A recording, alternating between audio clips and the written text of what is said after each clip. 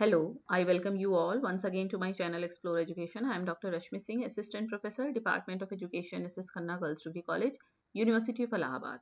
And this time I am going to discuss with you a very important topic for your examination point of view, that is comparison of idealism, naturalism, pragmatism and realism.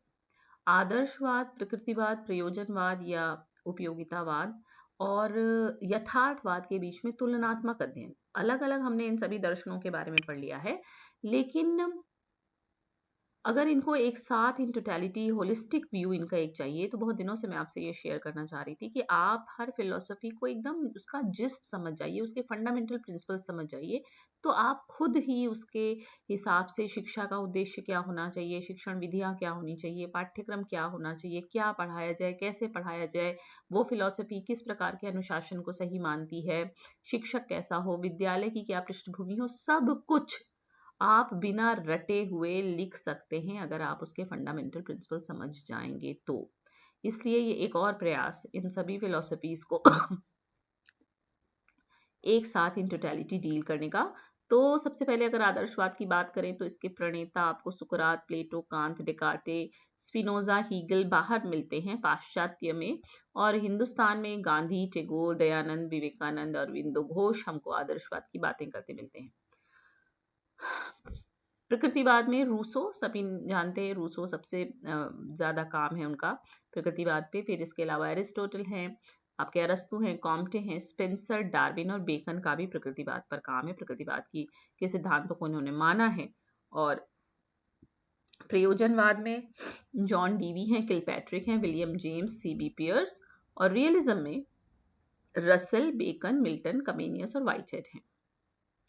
फिर अगर इनके fundamental principles की बात करें, यही सबसे ज़्यादा important है, यही आपको समझना है, यही मैं आपको दोबारा समझाने की कोशिश करने के लिए ये बैठी हूँ कि आदर्शवाद, जब हमने आपसे बात की थी तो हमने कहा होगा कि आइडिया मेन है, तो आइडिया तो मेन है ही, और चूंकि आदर्शवाद है तो आदर्श भी मेन है, यानी कि आइडियलिज्म जो है आदर्शवाद जो है वो आदर्शों की बात करता है और विचार को प्रमुख मानता है, क्योंकि मेंटल रियलिटी की बात करता है। ये बात करता है कि आइडिया ही सत्य है, और अपनाना किसको है? आदर्शों को अपनाना है, उच्च आदर्शों को अपनाना है, ईश्वर को प्राप्त करना है, ईश्वर तक पहुंचना है, स्पिरिचुअल परफेक्शन चाहिए, ये सारी बातें आइडियलिज्म कर रहा है।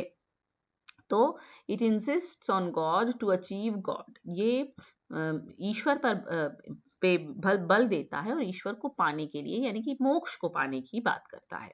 स्पिरिचुअल परफेक्शन इज मस्ट, यहाँ पे हम बात करते हैं कि आध्यात्मिक रूप से मनुष्य को परिपूर्ण होना चाहिए। स्पिरिचुअल वैल्यूज यानी आध्यात्मिक मूल्यों को सुप्रीम, सबसे बढ़िया और सार्वभौमिक माना जाता है।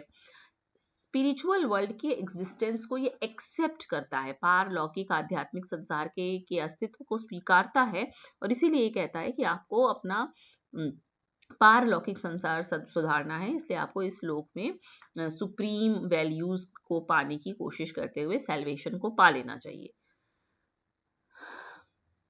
चूंकि स्पिरिचुअल वैल्यूज की ये बात कर रहा है और स्पिरिचुअल वैल्यूज यूनिवर्सल होती हैं, इसलिए इस फिलोसफी के हिसाब से जो वैल्यूज हैं वो प्री डिटरमाइंड है, यानी कि मूल्य पूर्व निर्धारित हैं, पहले से सुनिश्चित है आपको कि आपको इस तरह से अच्छे अच्छे आदर्शों को अपनाना है। और ये कंप्लीट स्पिरिचुअल व्यू पॉइंट की फिलॉसफी है, पूर्ण तरीके से ये आध्यात्मिक दृष्टिकोण पर बात करती है, और ये मोनिस्टिक कंसेप्ट है। मोनिस्टिक का मतलब यहाँ पे ये है कि एकवाद, एकवाद मतलब कि क्या महान है इस फिलॉसफी के हिसाब से? सिर्फ और सिर्फ आइडिया, मेंटल रियलिटी, इसलिए मोनिस्टिक कंसेप्ट है। इसी के सापेक्ष अगर प्रकृतिवाद को देखें तो प्रकृतिवाद ईश्वर में विश्वास नहीं करता। क्यों नहीं करता? क्योंकि ये मानता है कि सिर्फ नेचर और नेचुरल वर्ल्ड ही सही है, इसके बियॉन्ड कुछ भी सही नहीं है। तो ये किस पे भरोसा करता है, विश्वास करता है? मैटर, पदार्थ में, प्रकृति में, और भौतिक और प्राकृतिक संसार की महत्ता को स्वीकार करता है।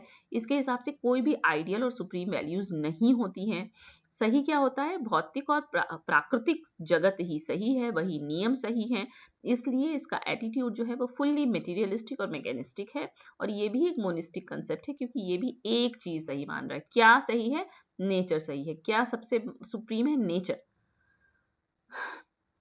इसी के सापेक्ष अगर आप प्रैग्मेटिज्म को देखें तो इसमें जो फुल फेथ है आइडियलिज्म में गॉड में है, नेचुरलिज्म में नेचर में है, प्रैग्मेटिज्म में मैन में है। It has full faith in man and does not believe in God और स्पिरिचुअल वैल्यूज। ये ईश्वर में विश्वास करता है और मतलब आपके सॉरी मनुष्य में विश्वास करता है और ईश्वर और आध्यात्मिक मूल्यों में विश्वास नहीं करता।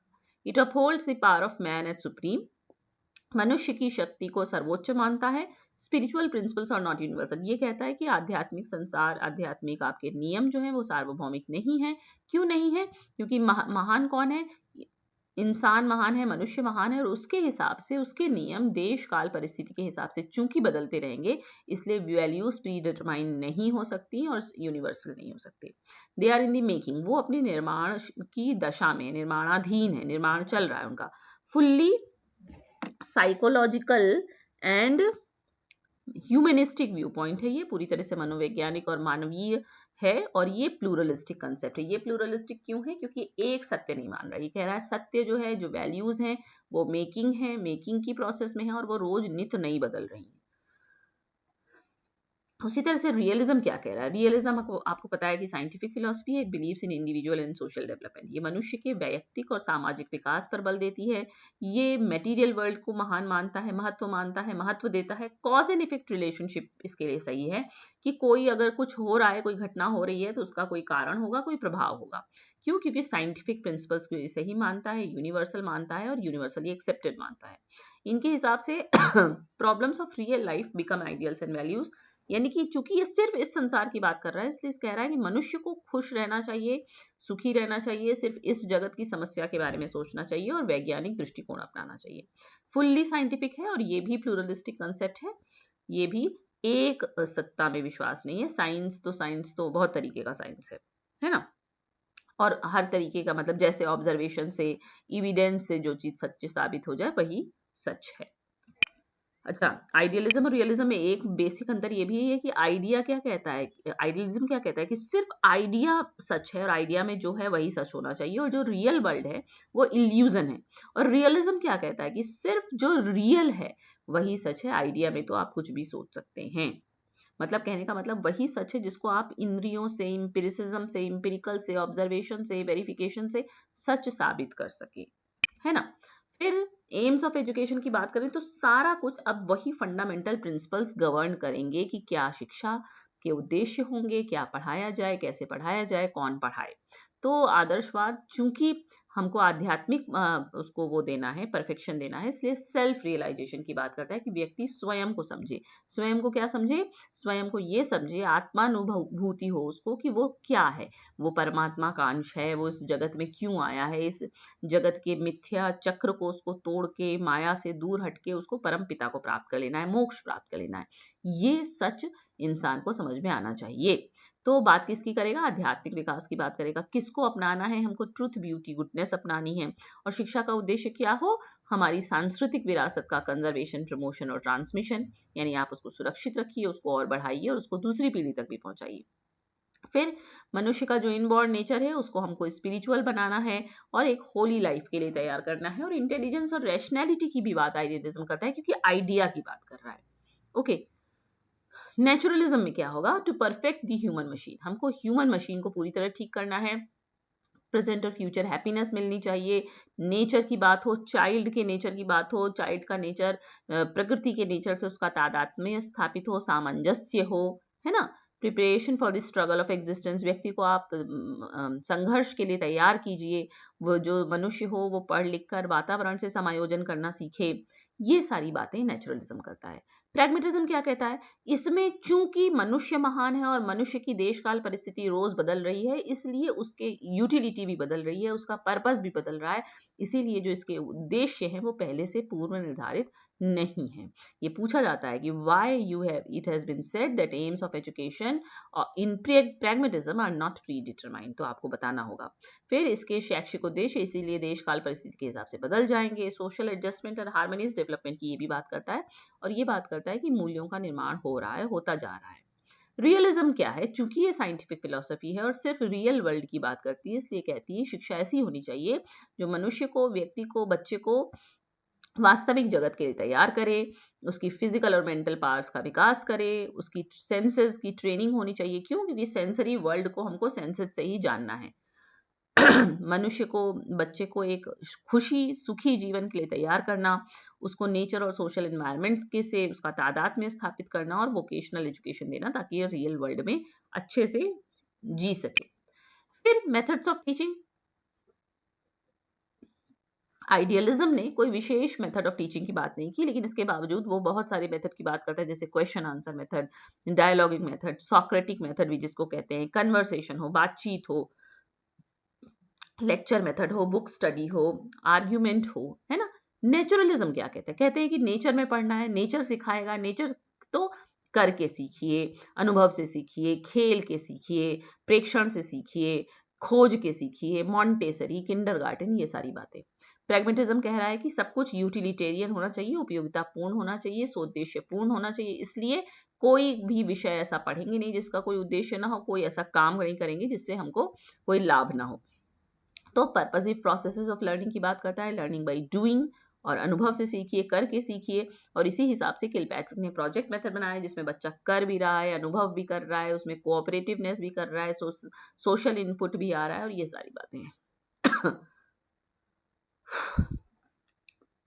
रियलिज्म क्या कह रहा है? चूंकि ये साइंटिफिक थ्योरी है, इसलिए साइंटिफिक और ऑब्जेक्टिव मेथड ऑफ टीचिंग पे बल देगी। ये इनफॉर्मल मेथड्स ऑफ टीचिंग को एम्फेसाइज करेगा। इसके हिसाब से क्या सही है? सेल्फ एक्सपीरियंस हो, बच्चा अनुभव से सीखे, अनुसंधान करके सीखे, प्रयोग करके सीखे, खोज के सीखे, इस तरह से सीखे, इस तरह से पढ़ाया जाए उसको। फिर करिकुलम में उसी हिसाब से, क्योंकि आइडियलिज्म आइडियलिस्टिक बातें करता है, इटर्नल वैल्यूज की बात करता है, इसलिए ह्यूमनिस्टिक सब्जेक्ट को एम्फेसाइज करना है। इसमें हमको रिलीजियस स्टडीज पढ़ाई जाएगी, स्पिरिचुअल स्टडीज पढ़ाई जाए, आपको इथिक्स नीति शास्त्र पढ़ाएं, भाषा पढ़ाएं, समाज शास्त्र पढ़ाएं, लिटरेचर, जियोग्राफी, आर्ट्स एक्सेट्रा पढ़ाएं। नेचुरलिज्म में चूंकि बच्चे की हमको बेसिक इंस्टिंक्ट, एप्टीट्यूड और टेंडेंसी देखना है, इसलिए इसमें साइंटिफिक सब्जेक्ट को मेन प्लेस मिलेगा, जैसे कि, और ह्यूमनिस्टिक को कम मिलेगा। तो इसमें मेन सब्जेक्ट्स क्या हो जाएंगे? जैसे games, sports, physical sciences, physiology, health, culture, material sciences और बायोलॉजिकल साइंसेस। प्रैग्मेटिक में वो पढ़ाना है जो काम का हो, इसलिए स्पिरिचुअल तो बिल्कुल नहीं पढ़ाएंगे। पढ़ाएंगे क्या? Health, hygiene, science, physical, culture, geography, maths, home science, agriculture etcetera. Realism में हर वो चीज जो कि बच्चे की सांसारिक जगत की आवश्यकताओं को पूरा करने में काम आए, तो उसमें पढ़ाया जाएगा आपको natural sciences, biological sciences, health, culture, physical sciences, maths, geography, history etcetera. अनुशासन कैसा हो? क्योंकि आदर्शवाद आदर्शों की बात करता है, इसलिए इसमें छात्र को सिर्फ और सिर्फ उच्च आदर्शों के लिए तैयार करना है, इसलिए उस पर आपको अनुशासन में रखना होगा, आपको चाहे उसको दबाव से अनुशासन में रखना पड़े, इसलिए इसमें फ्रीडम रिस्ट्रिक्टेड है। और इम्प्रेशनिस्टिक मतलब दबाव पूर्ण तरीके से आप पे हम अनुशासन आप पे रखेंगे। और इसका बिल्कुल उल्टा नेचुरलिज्म है। इसका तो स्लोगन ही है कि बालक को छोड़ दो, नेचर में जाने दो, नेचर सिखाएगा। तो यहाँ पूरी तरीके से बालक को खुला छोड़ दिया जाएगा, और यहाँ पे नेचर ही टीचर है, और नेचर ही अपने परिणामों के साथ बच्चे को सही गलत का अंतर सिखाएगी। तो प्रैग्मेटिज्म में लिमिटेड रूप में इमेंसिपेटरी और सोशल डिसिप्लिन की बात है, मतलब इमेंसिपेटरी तो है पर उतना खुला नहीं छोड़ेंगे जितना नेचुरलिज्म में। और रियलिज्म में इन दोनों का बैलेंस, मतलब इम्प्रेशनिस्टिक और आपके इमेंसिपेशन के बीच का डिसिप्लिन की बात रियलिज्म करता है। विद्यालय कैसा हो? आइडियलिज्म के हिसाब से विद्यालय ही ऐसी जगह है जहां बच्चे को शिक्षित कर सकते हैं, उच्च आदर्श दे सकते हैं। नेचुरलिज्म के लिए तो नेचर ही विद्यालय है ना। और प्रैग्मेटिज्म के लिए विद्यालय एक लेबोरेटरी की तरह हो जहां बच्चा करके सीखे। और रियलिज्म में भी स्कूल जो होगा वो एक सोशली वेल प्लान्ड इंस्टीट्यूशन होगा। टीचर कैसा हो? आइडियलिज्म में गुरु ही महान है, सुप्रीम और इम्पोर्टेंट प्लेस गुरु का है, और वही काट छाट कर बच्चे को वो आकार देगा जैसा वो देना चाहता है। नेचुरलिज्म में टीचर का रोल कमतर हो जाएगा, बालक की पोजीशन उच्चतर हो जाएगी, और नेचर सुप्रीम टीचर है, वो सेट करेगी बालक को कब क्या कैसे पढ़ाना है। प्रैग्मेटिज्म में टीचर का रोल सिर्फ फैसिलिटेटर का हो जाएगा, फ्रेंड, फिलोसफर और गाइड की भूमिका में रहेगा, और बच्चे को खुद से सीखने के लिए वो सिचुएशन उत्पन्न करेगा। और रियलिज्म में फिर टीचर का रोल महान है, बड़ा है, क्योंकि वो सिखाएगा बच्चे को कैसे एक्सपेरिमेंट करना है, कैसे साइंटिफिक नॉलेज इम्पार्ट करनी है, और सब कुछ। ओके, तो ये मेरा एक प्रयास था, बहुत दिनों से मैं चाह रही थी कि चारों फिलोसफीज जो मेन फिलोसफी है, जो बीए में भी है, बीएड में भी है, एमए में, एमएड में भी है, वो आप इन टोटलिटी और एक कंपेरेटिवली कंपैरिजन करके सीखे, तो पता चलेगा कौन ईश्वर में विश्वास करता है, कौन नहीं करता, और क्यों नहीं करता है। रटना नहीं है कि इसका ये ईश्वर में विश्वास करता है, ये नहीं करता है। ये पढ़ाता है, ये नहीं पढ़ाता है। क्यों? क्योंकि इसके जो फंडामेंटल प्रिंसिपल्स हैं उन्हीं के इर्द गिर्द पूरी फिलोसफी घूम रही है। Okay, so I have tried to again cover these all four philosophies in a holistic way to for all of you. So thank you, and don't forget to like and subscribe my channel Explore Education.